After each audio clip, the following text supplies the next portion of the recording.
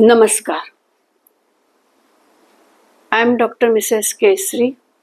Welcome to channel पोषण मीमांसा.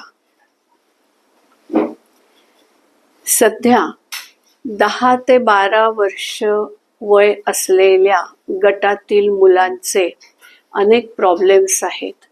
त्यात मुख्यत्वे करून दाताचा प्रॉब्लेम आहे. दात अतिशय किडतात आणि त्याच्यामुळे पचनक्रिया बिघडते. त्यामुळे गट हेल्थचा प्रॉब्लेम होतो आणि त्यामुळे ही मुलं सतत इरिटेट होत राहतात. आत्ता सध्या ज्या व्यक्ती 20 ते 25 या वयोगटातल्या आहेत त्या जेव्हा 10 ते 12 वर्षाच्या होत्या त्यावेळेला त्यांनी हाच अनुभव घेतलेला आहे आणि त्यामुळे दाताची ट्रीटमेंट, गट हेल्थची ट्रीटमेंट असं सारखं चालू असतं. ते बघून लक्षात येतं की ह्यांच्या अन्नसेवनामध्ये खूप कमतरता आहे, पद्धतीमध्ये खूप दोष आहे. म्हणून मी विचार केला की आमच्या लहानपणी आणि आमच्या आधीच्या पिढ्यांमध्ये जे पदार्थ स्नॅक्स ज्याला आत्ता तुम्ही म्हणता ते खात होतो त्याबद्दल थोडीशी माहिती द्यावी. ह्या ज्या 2 पिढ्यांबद्दल मी बोलले त्यांना हे असं काही पदार्थ आहेत आणि ते अशा पद्धतीने खायचे असतात ह्याच्याबद्दल काहीही कल्पना नाही. फार थोड्या जणांना हे माहीत असेल आणि त्यांनी ते कदाचित खाल्लंही असेल आणि त्यामुळे त्यांना काही प्रॉब्लेमही झाला नसेल. तर बघूयात ह्या स्नॅक्सचे म्हणजे या खाऊचे, आम्ही त्याला लहानपणी खाऊ म्हणायचो, इन्ग्रेडियंट्स काय आहेत.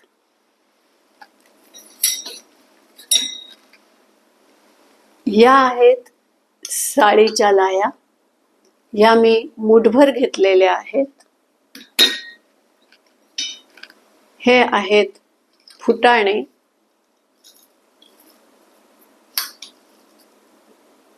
हे सालासगट आहेत.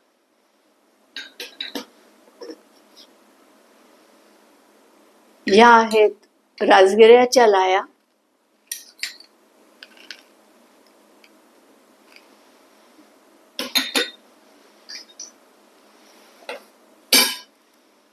आणि हे आहे खोबरं आणि गुळाचा खडा. गुळाच्या खड्याच्या ऐवजी खजूर घेता येतो किंवा बेदाणे पण घेतले तरी चालतात. ह्या सगळ्या एकत्र करायचं. मुठभर साळीच्या लाह्या. साधारणपणे कोकण किनारपट्टीवर राहणारे लोक बहुतेक तिथं तांदूळ जास्त पिकत असल्यामुळे साळीच्या लाह्या घ्यायचे. जे पठारावर म्हणजे ज्याला आपण म्हणतो देशावर राहणारे लोक, तिथं ज्वारीचं पीक चांगलं असायचं, भरपूर असायचं, त्यामुळे ते ज्वारीच्या लाह्या घ्यायचे मुठभर. फुटाणे, राजगिऱ्याच्या लाह्या, खोबरं, शेंगदाणे आणि गूळ. मी शेंगदाणे ठेवायचे विसरले आहे, पण शेंगदाणे त्याच्यात असेच मुठभर घ्यायचे असतात. हे सगळं एकत्र खायचं असतं.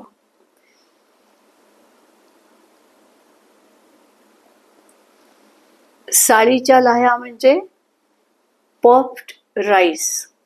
ज्वारीच्या लाह्या म्हणजे पॉप्ड सीड्स ऑफ जवार, पॉप्ड राजगिरा.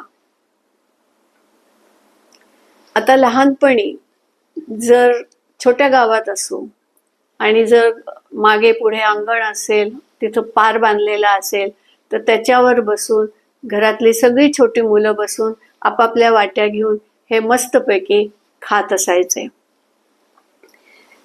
कधी झोपाळ्यावर बसून आपल्या समवयस्क नात्यातल्या मुला मुलींबरोबर बसून आनंदाने एन्जॉय करत हा खाऊ खायला खात असत.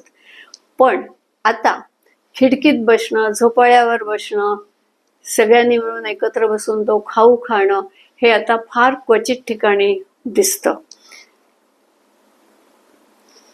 हा खाऊ खाताना खूप चावावं लागतं. लाह्या, शेंगदाणे, फुटाणे हे सगळं चावून चावून खावं लागतं. त्याच्यामुळे जबडा आणि दात हे बळकट होतात, म्हणजे स्ट्रॉंग होतात. ज्या मसल्स आहेत आपल्या चेहऱ्याच्या, फेशियल मसल्स, त्यांची खूप हालचाल होते. त्यामुळे त्यांचा टोन चांगला होतो आणि त्यामुळे लुक ऑफ द फेस ज्याला आपण म्हणतो तो उत्तम होतो. आता मूठभर शेंगदाणे आणि हा मी आत्ता दाखवला तेवढा खोबऱ्याचा तुकडा असं एकत्र खाल्ल्यामुळे पुफा, मुफा आणि मीडियम चेन ट्रायग्लिसराइड्स हे जे आपण सध्या बोलतो, ह्याचा जो रेशो आहे तो चांगला ह्या खाऊमध्ये मेंटेन केला जातो. त्यामुळे लिपिड लेव्हल्स नियंत्रित राहतात आणि लिपिड लेव्हल्स नियंत्रित राहिला की कार्डियाक फंक्शन हे व्यवस्थित होतं. ह्याचाच अर्थ असाही आहे की हा खाऊ केवळ लहान मुलांनीच खावा असं नाही, तर ज्यांना हायपरलिपिडेमियाची तक्रार आहे त्यांनीही हा खावा, म्हणजे त्यांच्या कोलेस्टेरॉल आणि ट्रायग्लिसराईड लेवल्स ह्या नॉर्मलला येतील. साधारणपणे 6 ते 8 ह्या वयामध्ये पहिले दात म्हणजे दुधाचे दात पडायला सुरुवात होते आणि नवीन दात यायला सुरुवात होते. त्यावेळेला हा खाऊ मुलांना द्यायला सुरुवात होते आणि ते चांगलं चावून चावून खातात. त्यामुळे त्यांचे दात बळकट होतात आणि चॉकलेट वगैरे न खाल्ल्यामुळे ते किडतही नाहीत. ह्या सर्व इन्ग्रेडियंट्समुळे आपल्याला अर्जिनिन भरपूर प्रमाणात मिळतं. ग्राउंडनटमध्ये ते 690 milligram per gram of nitrogen एवढं असतं, तर फुटाण्यांमध्ये 570 असतं, राजगिऱ्यात 560 असतं. म्हणजे हे सर्व अर्जिनिन भरपूर असलेले पदार्थ आहेत आणि ते जर खाल्ले, चावून चावून खाल्ले, तर अर्जिनिनचा आपल्याला खूप फायदा होतो. अर्जिनिनचं फंक्शन असं आहे की ते प्रोटीनचं बायोसिंथेसिस करतं. म्हणजे आपण हे खाल्ल्यानंतर आपल्या शरीराला आवश्यक असलेले जे प्रोटीन्स तयार करावे लागतात ते करण्यासाठी हे अर्जिनिन महत्त्वाची भूमिका बजावतं. जसं सगळ्या सेल्सचंच प्रोटीन्स ते तयार करतं, तसंच स्केलेटल मसल्सच्या प्रोटीन्सच्या निर्मितीसाठी पण ते सहाय्यभूत होतं. त्यामुळे त्या व्यक्तींचे स्केलेटल मसल्स चांगले मजबूत होतात. अर्जिनिन हा अँटी एजिंग फॅक्टर आहे, म्हणजे वृद्धत्व उशिरा येतं. स्ट्रेसमध्ये अर्जिनिन खूप उपयुक्त आहे. तुम्ही अर्जिनिन खाल्ल्यामुळे स्ट्रेसला चांगलं नियंत्रणात ठेवू शकता. याचं इम्युनिटीमध्ये महत्त्वाचं कार्य आहे. कॉग्निटिव्ह फंक्शन म्हणजे मेंदूचं बुद्धिमत्तेचं जे काम आहे त्याच्यासाठी अर्जिनिनची आवश्यकता असते. त्यामुळे लहान मुलांना हे आपण देत जातो, तसतसं त्यांच्या बुद्धिमत्तेमध्ये व्यवस्थितपणा येतो आणि बुद्धी चांगली होते. हे ब्लड प्रेशर नियंत्रणात ठेवतं. वेट लॉससाठी ह्याचा खूप उपयोग होतो. वुंड हिलिंगमध्ये म्हणजे जखम भरून येण्यासाठी हे खूप उपयुक्त आहे. हे ब्लड शुगर नियंत्रणात ठेवतं. म्हणजेच जर ह्या पदार्थांमधलं अर्जिनिन व्यवस्थितरित्या आपल्या पोटात गेलं तर केवळ लहान मुलंच नाही, तर जे 25 ते 35 वर्षे वयोगटातल्या व्यक्ती आहेत त्यांनीही हा खाऊ खाल्ला तर निश्चितच त्यांना त्याचा खूप फायदा होईल. हे खाल्ल्यामुळे त्यांचं स्केलेटल मसलची पॉवर आणि टोन व्यवस्थित राहील, स्मूथ मसलचा टोन चांगला होईल, त्यामुळे ब्लड प्रेशर नियंत्रणात राहील. नंतर ॲसिड रिफ्लेक्स होणार नाही, म्हणजे गॅस्ट्रिक ॲसिडिटीमुळे ते ॲसिड इसॉफेगसमध्ये आणि घशामध्ये येतं, ते येणार नाही. हे वजन नियंत्रित करतं, त्यामुळे ओबेसिटी असलेल्यांनी जर हे पदार्थ खाल्ले तर त्यांचं वजन नियंत्रणात राहील, आणि वजन नियंत्रणात राहिलं की आपोआप ब्लड शुगर नियंत्रणात राहील, म्हणजे त्यांचा डायबिटीस कंट्रोल होईल, त्यांचं हायपरटेन्शन कंट्रोल होईल, त्यांच्या औषधांचे डोसेस कमी होतील. स्ट्रेसवर कंट्रोल आल्यामुळे त्यांचा जो त्यांच्या कार्यालयीन क्षेत्रामध्ये परफॉर्मन्स आहे तो चांगला होईल.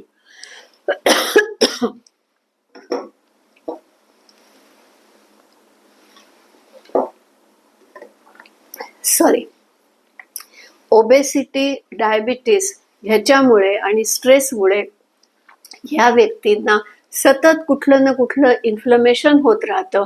पण हे सगळं नियंत्रणात आलं की त्यांचा इन्फ्लमेशनचा प्रॉब्लेम आणि गट हेल्थचा प्रॉब्लेम पण आपोआप नाहीसा होईल.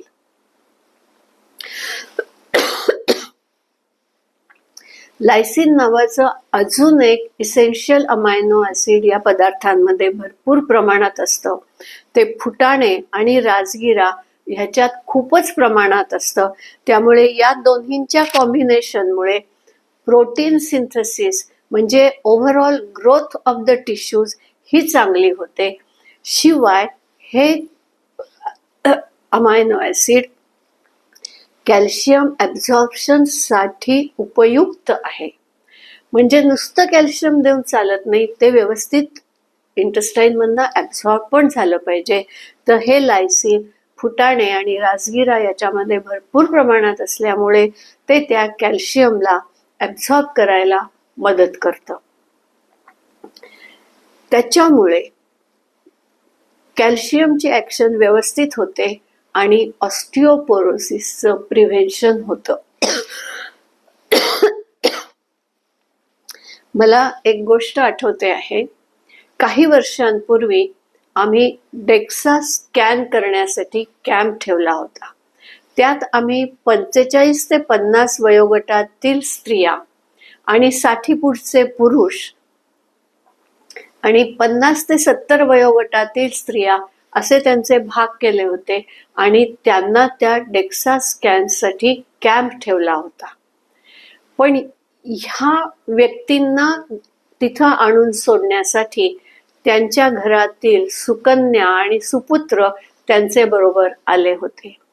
जेव्हा त्यांनी पाहिलं की ही टेस्ट खूपच सोपी आहे आणि आपणही करून घेऊयात, तेव्हा त्यांनी आम्हाला रिक्वेस्ट केली की आमची पण ही टेस्ट करा. तर आम्ही तर त्या दिवशीचा जो कॅम्प होता तो त्या वयोगटासाठी तर पूर्ण केला, आणि नंतर आम्ही या लोकांसाठी परत एक कॅम्प घेतला आणि त्यांचा डेक्सा स्कॅन घेतला. डेक्सा स्कॅन म्हणजे बोन हेल्थची कंडिशन काय आहे हे बघण्यासाठी, म्हणजे ज्याला आपण ऑस्टिओपोरोसिस म्हणतो तो झालाय का किंवा त्याच्या आधीच्या काही स्टेजेस झाल्या आहेत का हे बघण्यासाठी हा स्कॅन केला जातो. आणि आम्हाला अतिशय धक्कादायक निष्कर्ष मिळाले. ज्या 45 ते 70 या वयोगटातील स्त्रिया आणि पुरुष यांच्यासाठी आम्ही कॅम्प लावला होता, त्यातल्या फक्त 3 ते 4 बायकांना ऑस्टिओपोरोसिस झालेलं होतं आणि 1 ते 2 पुरुषांना ऑस्टिओपोरोसिस झालेलं होतं. बाकीच्यांना ऑस्टिओपेनिया सुद्धा झालेला नव्हता. पण जेव्हा आम्ही या सुपुत्र आणि सुकन्यांचा डेक्सा स्कॅन केला त्यावेळेला आम्हाला असं आढळून झालं की 50% of their population have osteoporosis and 50% have osteopenia. म्हणजे जी गोष्ट त्यांना 70 नंतर होणं अपेक्षित होतं किंवा मुलींना 50 नंतर होणं अपेक्षित होतं, ती त्यांना 25 ते 35 या वयोगटात असतानाच झालेली होती. मग आम्ही नॅचरली त्यांचं एक वेगळं लेक्चर घेतलं, त्यांना आहाराबद्दल सर्व माहिती समजावून सांगितली, त्यांना कॅल्शियम दिलं, त्यांना हा खाऊ त्यांच्या ह्याच्यात इन्क्लूड केला. सध्या मी जे लहान मुलांसाठी प्रमाण घेतलंय त्याच्यात दुप्पट प्रमाण आम्ही त्यांना दिलं आणि त्यांना त्याचं रेग्युलर सेवन करा म्हणून सांगितलं. सुदैवाने त्यांनी ते ऐकलं.